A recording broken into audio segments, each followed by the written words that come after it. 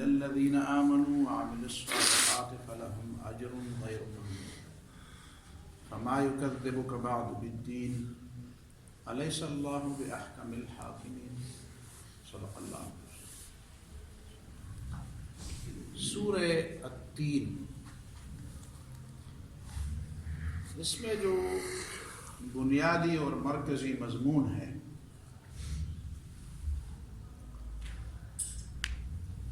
شام و فلسطین اور مکہ کی سرزمین کی قسم کھا کر اس بات پہ گویا کہ ان کو بطور دلیل اور بطور شاہد پیش کیا گیا ہے. یہ علاقے اس بات کے شاہد اور گواہ ہیں کہ لقد خلقنا الانسان فی احسن تقویم، ہم نے انسان کو بہت سب سے بہتر ساخت پہ پیدا کیا. بہتر ساخت سے مراد انسان کی انسانیت ہے. اس دنیا کے اندر اللہ تعالیٰ نے جس مقصد کے لیے انسان کو پیدا فرمانے کا ارادہ کیا اس کے لیے یہ سب سے بہترین ساخت. ایک اور ساخت بھی اللہ تعالیٰ کے نزدیک ہے.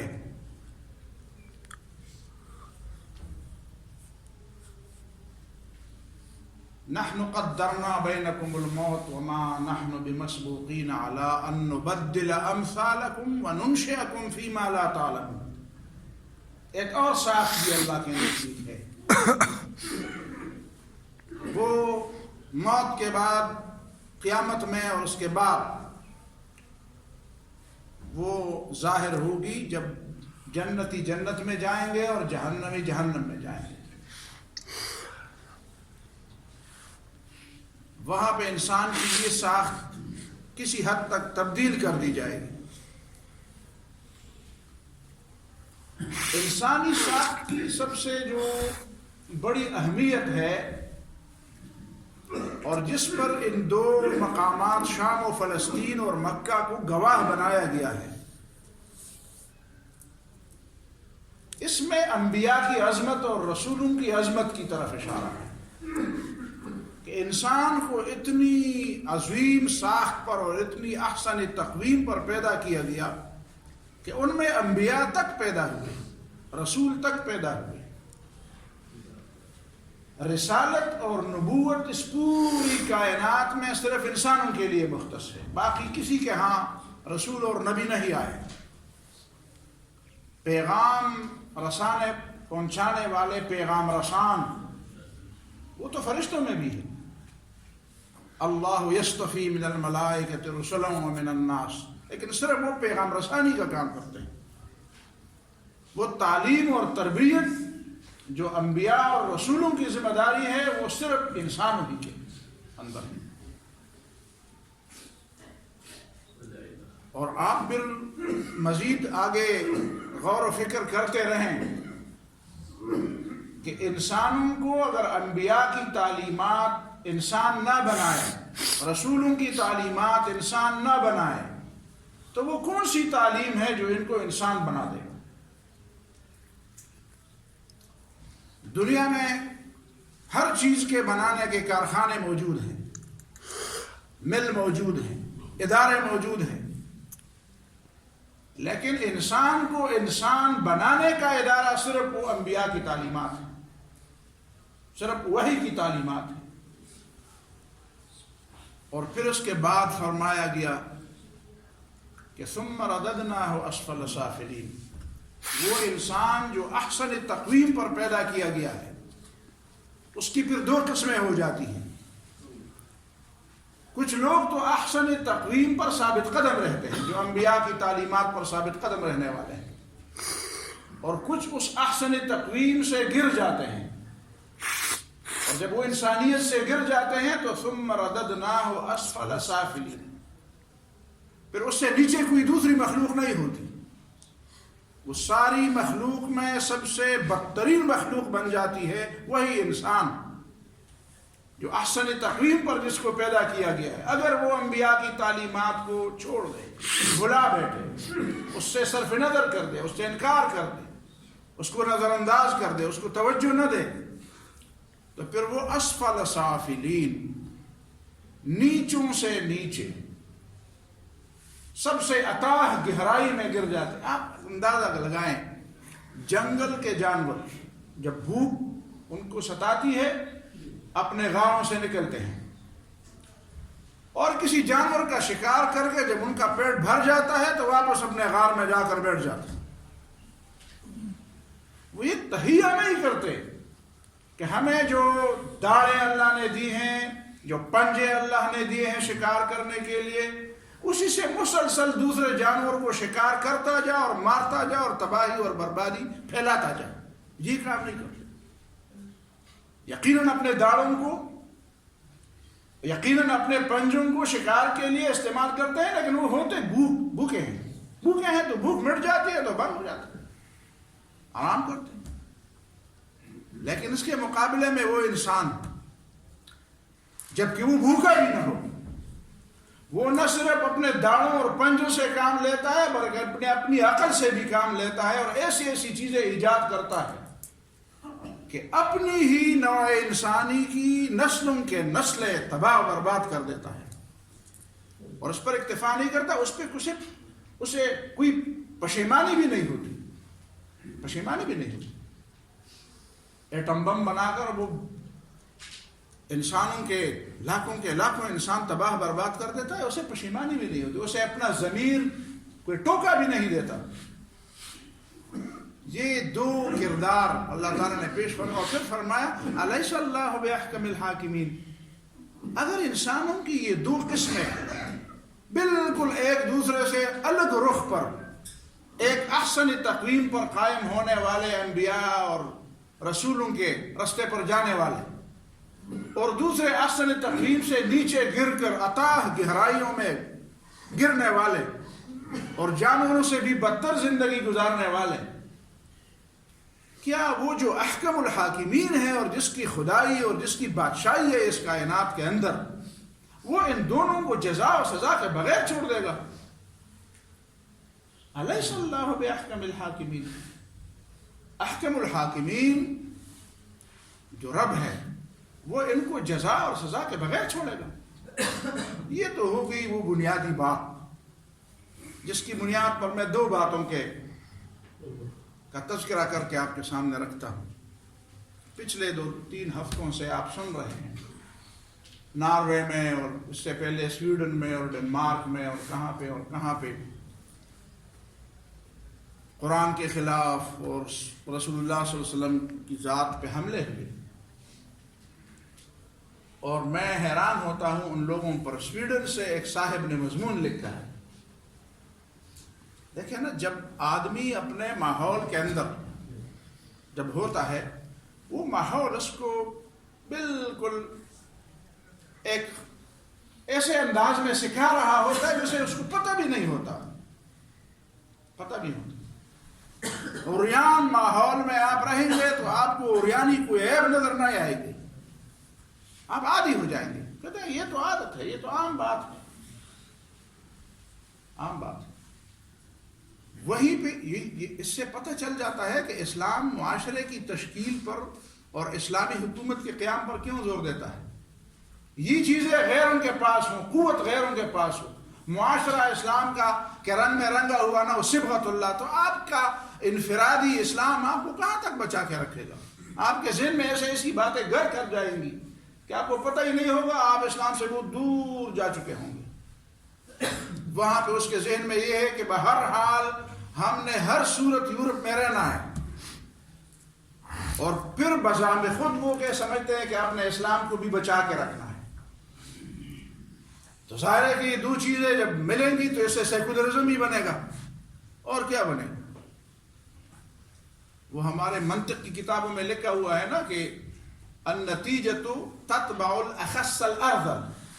دو چیزوں کو آپ ملائیں گے، ان میں ایک چیز اعلیٰ پائے کی ہوگی اور دوسری چیز بالکل نیچے اور خسیس قسم کی ہوگی، 2 نمبر نہیں 10 نمبر ہوگی۔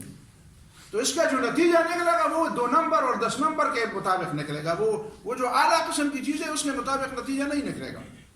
نتیجہ ہمیشہ اس کا تابع ہوتا ہے جو اس میں جو مقدمات میں سب سے اخص اور ارذل اور نیچ ہوتا ہے. اس کا نتیجہ وہی نکلے گا. اب وہ مسلمانوں کو نصیحت کرتے ہیں کہ جس آدمی نے قرآن کو جلانا چاہا اصل میں وہ یہ سمجھانا چاہتا تھا دنیا کو. اس کی بات یہ ہے وہ دنیا کو سمجھانا چاہتا تھا کہ یہ مسلمان جو ہے یورپ میں رہنے والے یہ جہاں کے رہنے کے قابل نہیں ہیں. کیوں رہنے کے قابل نہیں ہیں؟ اس لیے کہ یورپ کے اندر تو برداشت اور ٹالرنس بڑے عروج پر ہے.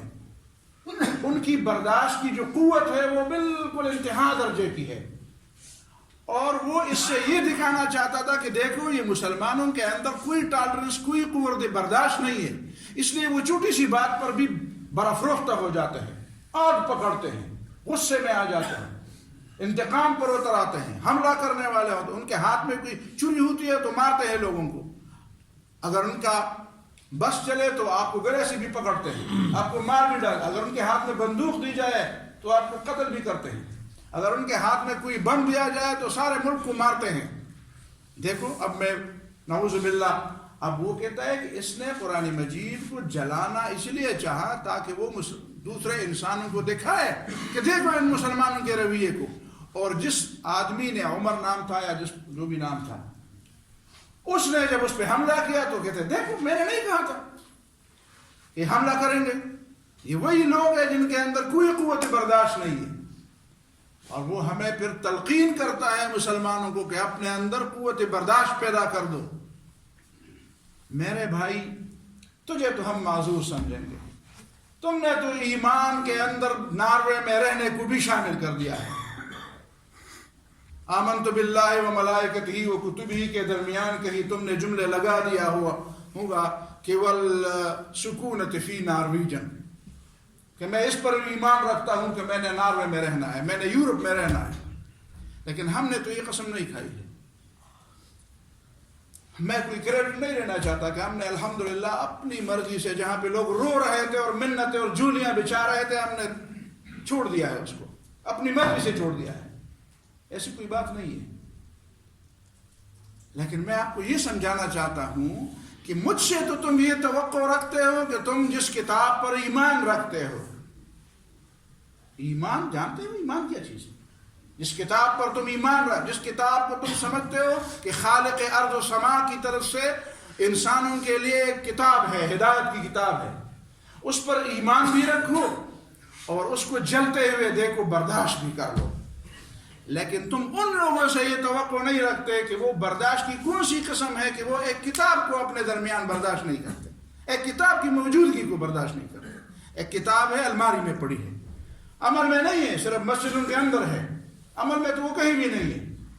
وہ کتاب جو بولتی بھی نہیں ہے, وہ کتاب جو الحمدللہ رب العالمین سے شروع ہوتی ہے, وہ کتاب صرف الماری میں برداشت نہ کرنا, یہ ٹالرنس ہے ان کا, یہ ہے قوت برداشت. وہ محمد صلی اللہ علیہ وسلم اور ان کی سیرت جو دنیا کے مسلم اور غیر مسلم سب کہتے ہیں کہ وہ پوری دنیا میں کامل انسان تھے, اس کا نام تک برداشت نہیں کرتے. آپ سے مسجد کے مینار برداشت نہیں ہوتے, آپ سے مسجد برداشت نہیں ہوتی, آپ سے مسلمانوں کا برقع برداشت نہیں ہوتا, آپ سے مسلمان کی داڑھی برداشت نہیں ہوتی, آپ سے صرف ایک کتاب کی موجودگی برداشت نہیں ہوتی, ایک پیغمبر کا نام برداشت نہیں ہوتا. اور پھر مجھے کہتے یہ وہ برداشت ہے جو یورپ میں ہے. میں نہیں سمجھتا اس آدمی کو کون سمجھائے, کس برداشت کی مجھ سے توقع رکھتے ہو, اسی برداشت کی. مسلمانوں نے کتابیں نہیں جلائی ہیں. تم دیکھو اسکندریہ کی کتابیں کس نے جلائی ہیں. میں بغداد کی بات نہیں کرتا, وہ تو ہلاکو خان کے بیٹوں نے جلائی ہیں.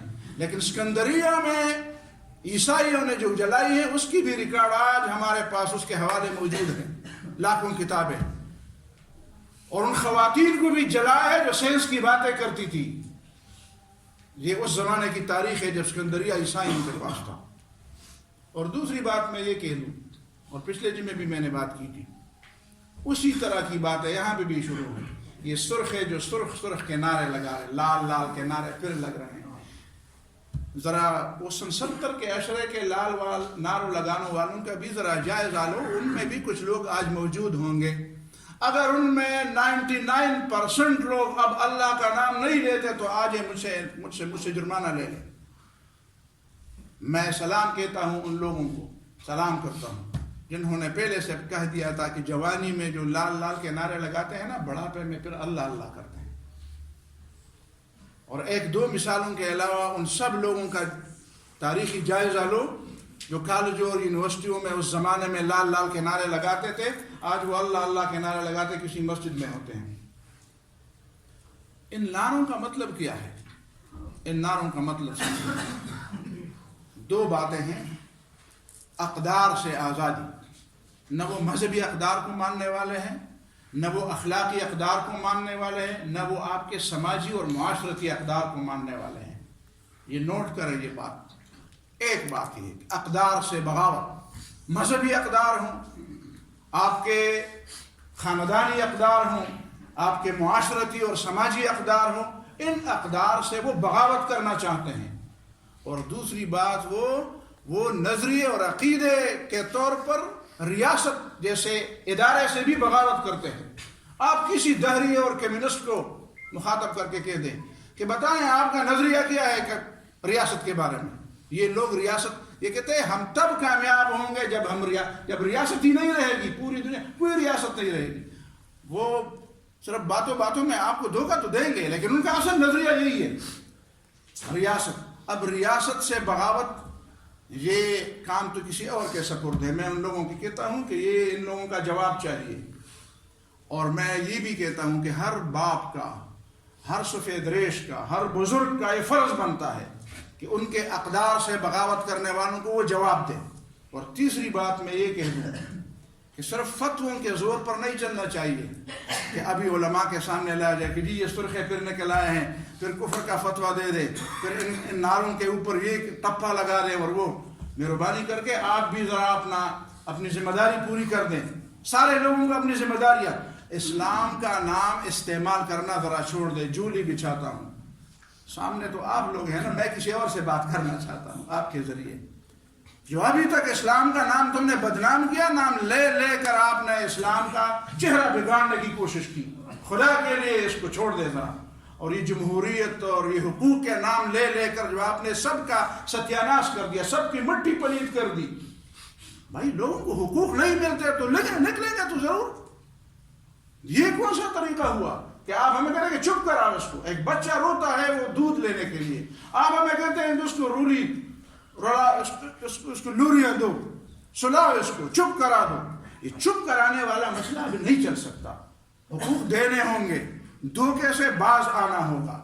یہ دو نمبری اور اس طرح کے دھوکے نہیں چلیں گے. یہ جو ابھی تک ہمیں دھوکے دی، 70 سال سے ہمیں دھوکہ دیا گیا ہے، ہمیشہ سے دھوکہ دیا گیا ہے. یہ دھوکے مزید نہیں چلیں گے. اور خدا کا واسطہ دے کر کہتا ہوں کہ اس ملک کو برباد نہ کرو. ہم تو اس میں صرف رہتے ہیں، مزے تو آپ کرتے ہیں، مزے آپ کے خراب ہوں گے. ایسا نہ ہو کہ واقعی ان اقدار سے بغاوت ہو جائے، واقعی کوئی لاوا پھٹ جائے اور کوئی نئی شکل اختیار کر دے. اور یہ صرف باتوں سے نہیں، جب لوگ بھوکے ہوں تو تقریروں سے بھوک نہیں مٹتی، فتووں سے بھوک نہیں مٹتی، دباؤ سے بھوک نہیں مٹتی کہ آپ لوگوں کو دبائیں، زور سے دبائیں، فوج کے زور سے، قوت، جیل کے، اس دباؤ سے نہیں ہوگا. یہ ہوگا کہ آپ لوگوں کو حقوق دیں، آپ منافقت سے باز آ جائیں. یہ کچھ تلخ سی باتیں تھیں، لیکن یہ قومی المیہ ہے. اس المیہ کی طرف توجہ دینے کی ضرورت ہے. ہم بھی اس ملک کے باسی ہیں، ہماری بھی اس ملک میں خون جگر شامل ہے. میں سمجھتا ہوں کہ آپ میری بات کو سمجھ گئے ہوں گے. اللہ تعالیٰ مجھے اور عمل کی توفیق عطا فرمائے اور اصلاح کی بھی توفیق عطا فرمائے.